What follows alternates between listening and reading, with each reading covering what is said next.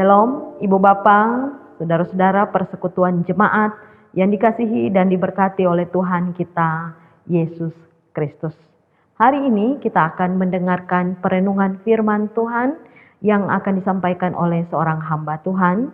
Beliau adalah Pendeta Ratnawati Lesawengan Magister Teologi.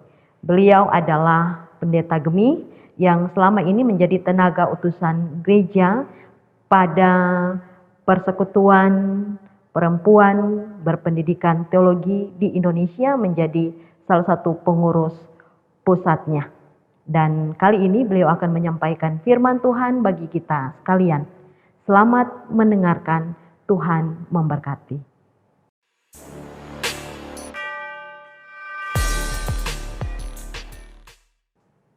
Shalom jemaat Tuhan. Mari kita baca Alkitab, dan sebelumnya itu kita berdoa. Allah Tuhan yang Maha Kasih, yang mengasihi kami dan memelihara kami siang dan malam. Allah Tuhan yang tidak pernah meninggalkan kami di sepanjang siarah perjalanan hidup kami. Syukur kepadamu ya Allah, karena hari ini Tuhan berkenan mempertemukan kami dalam persekutuan bersama di hari Minggu yang kudus ini. Limpahi kami dengan rahmat-Mu, dengan semangat surgawi, supaya persekutuan kami ini memberi kami buah-buah kehidupan yang baru, yang membawa kami dalam semangat dan keyakinan bahwa Tuhan pun ada bersama dengan kami.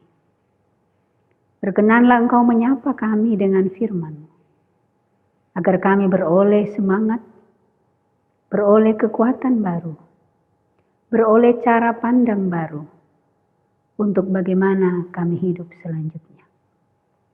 Hadirlah bersama dengan kami ya Allah dalam pemberitaan firman-Mu, dan di sanalah kasih-Mu menjadi nyata. Demi Kristus Yesus firman yang hidup, kami berdoa. Amin. Pembacaan Alkitab kita pada minggu ini terambil dari kitab Ratapan pasal 3 ayat 20 sampai dengan 23. Demikian bunyinya. Jiwaku selalu teringat akan hal itu dan tertekan dalam diriku. Tetapi hal-hal inilah yang kuperhatikan. Oleh sebab itu aku akan berharap. Tak berkesudahan kasih setia Tuhan. Tak habis-habisnya rahmat-Nya. Selalu baru tiap pagi. Besar kesetiaan.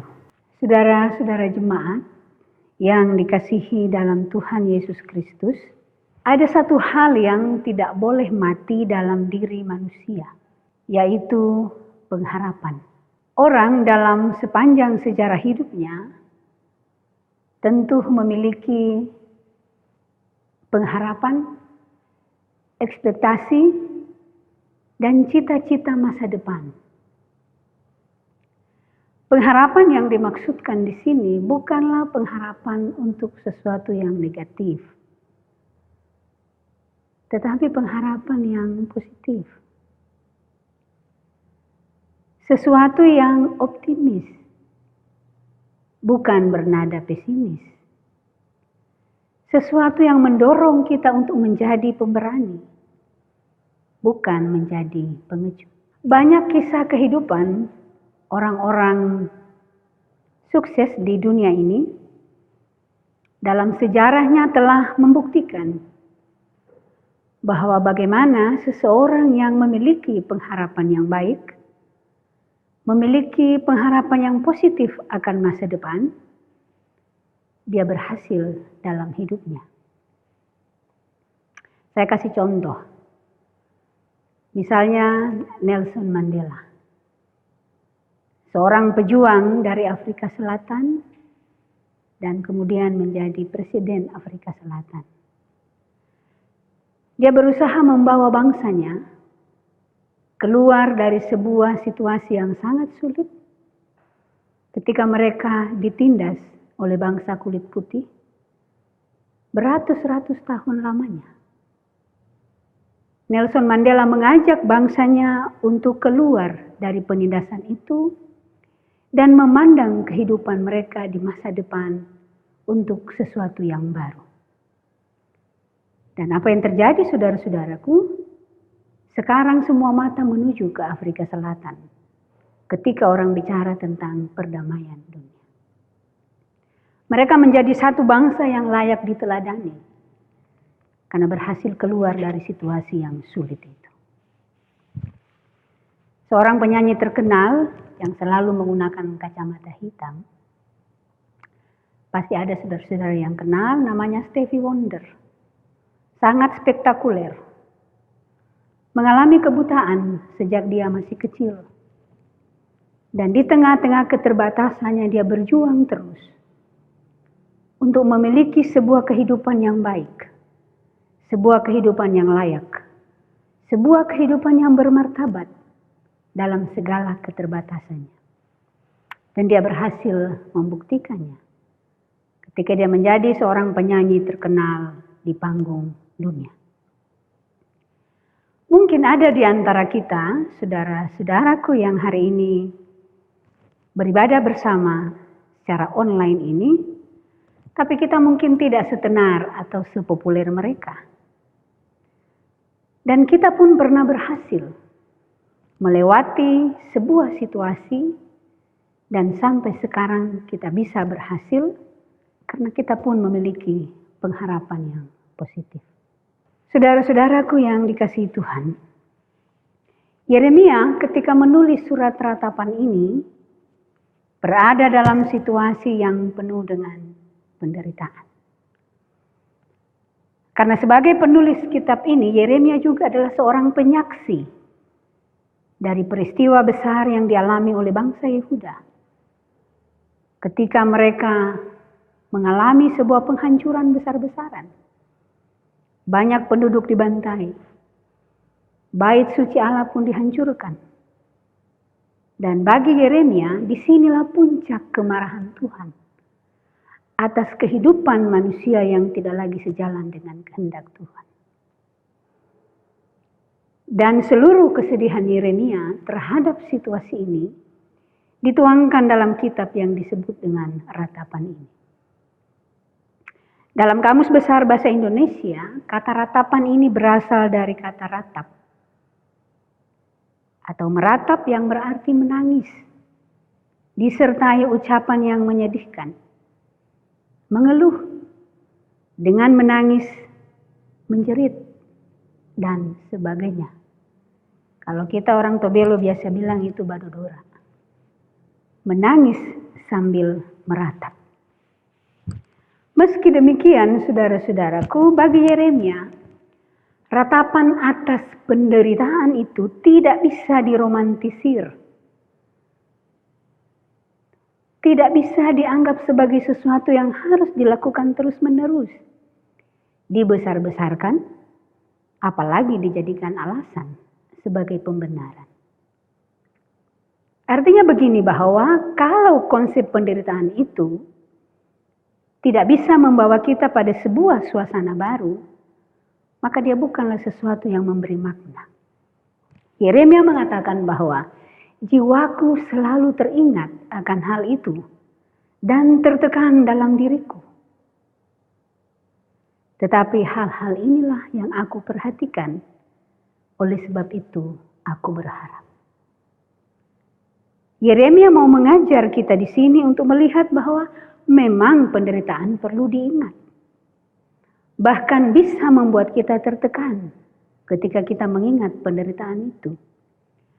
Tetapi mengingat yang dimaksudkan Yeremia bukan untuk membesar-besarkan penderitaan. Sekali lagi saya mau katakan. Tetapi mengingat yang dimaksudkan Yeremia di sini adalah bagaimana ketika kita mengingat itu, kita memiliki sebuah langkah maju dari proses yang sebelumnya. Mengingat untuk memulihkan jiwa. Mengingat untuk berdamai dengan penderitaan. Dan membuka ruang sebesar-besarnya dalam diri kita untuk sebuah perubahan yang baru. Tidak ada seorang pun di antara kita yang tidak punya daya ingat, terutama mengingat hal-hal yang sulit. Hampir semua itu menjadi bagian dari setiap orang. Tapi saudara-saudaraku, mengingat, sekali lagi yang dimaksudkan Yeremia adalah bukan membesar-besarkan penderitaan. Nah, situasi kita sekarang hampir 4 bulan kita berada dalam kondisi yang penuh tekanan, kegelisahan, ketidakpastian. Tong mau pi mana nih, tong serba terbatas. Karena kondisi pandemi COVID-19. Ada yang berubah dalam dinamika hidup kita. Ibadah dilaksanakan di rumah. Aktivitas lebih banyak di rumah. Kalaupun keluar, kita harus menggunakan protokoler ini dan segala macam. Kita perlu sebuah proses untuk menyesuaikan diri kita dengan situasi yang terjadi.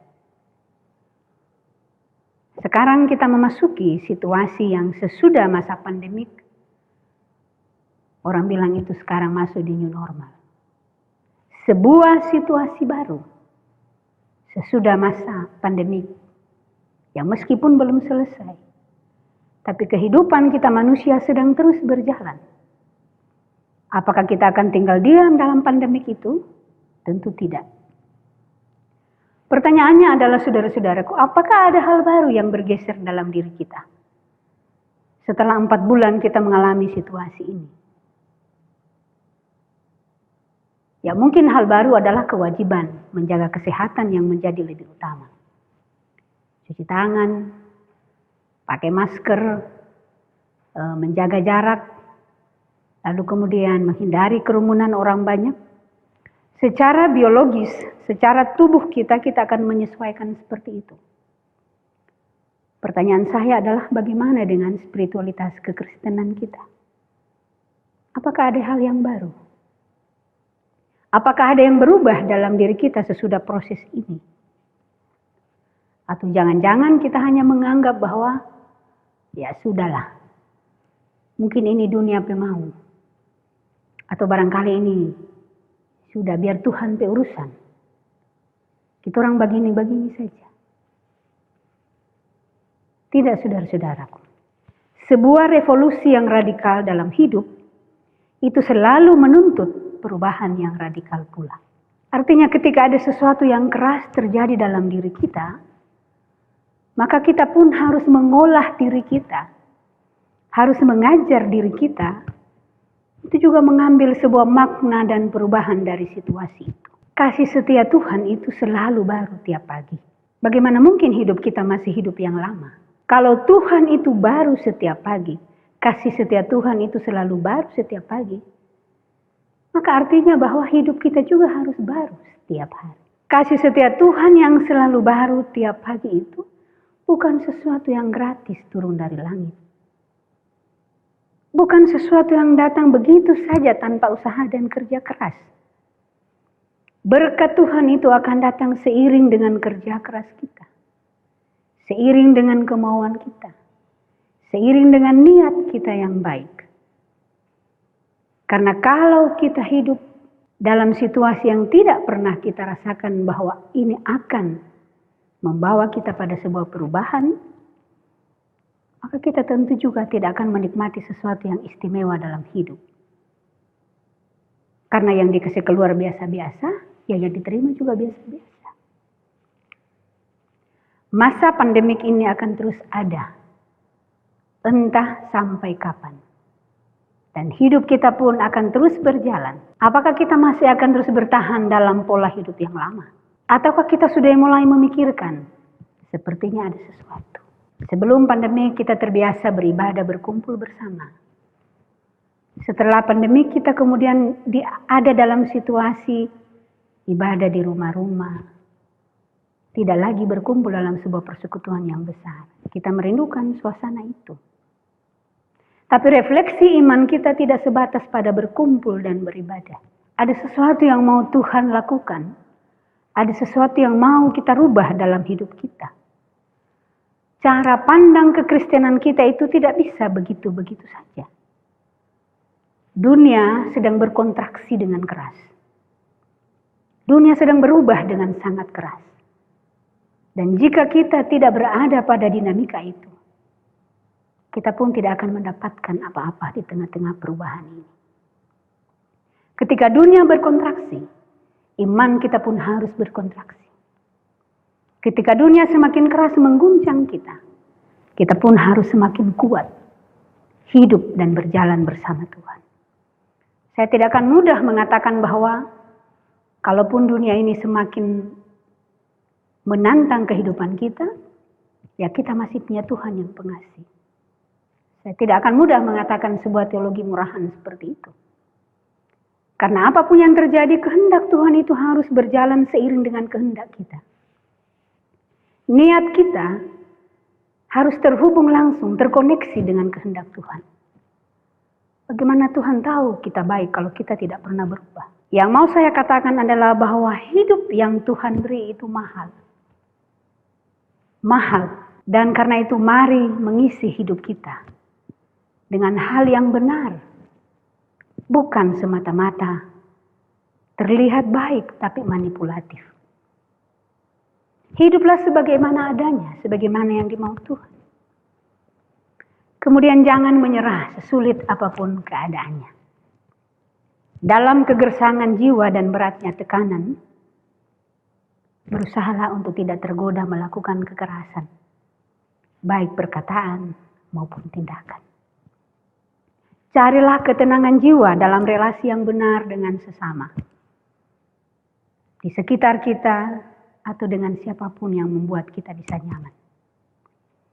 Berusahalah berdamai dengan diri sendiri. Berusahalah berdamai dengan sesama, termasuk dengan pandemik ini.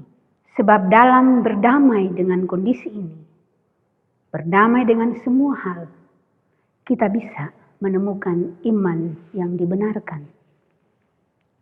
Hanya dalam berdamai itulah, saudara-saudaraku, kita akan sungguh-sungguh merasakan bahwa benar kasih setia Tuhan itu tidak pernah berkesudahan. Rahmatnya selalu baru setiap pagi dan tidak pernah habis kasih setia Tuhan. Maknailah hidup kita bersama dalam berkat Tuhan yang baru setiap hari. Tuhan memberkati. Amin. Demikianlah Ibu Bapak perenungan firman Tuhan di hari Minggu ini. Semoga kita semakin dikuatkan, disegarkan dengan firman Tuhan untuk menjalani hari-hari hidup. Kasih setia Tuhan Yesus Kristus senantiasa menyertai kita sekalian. Shalom.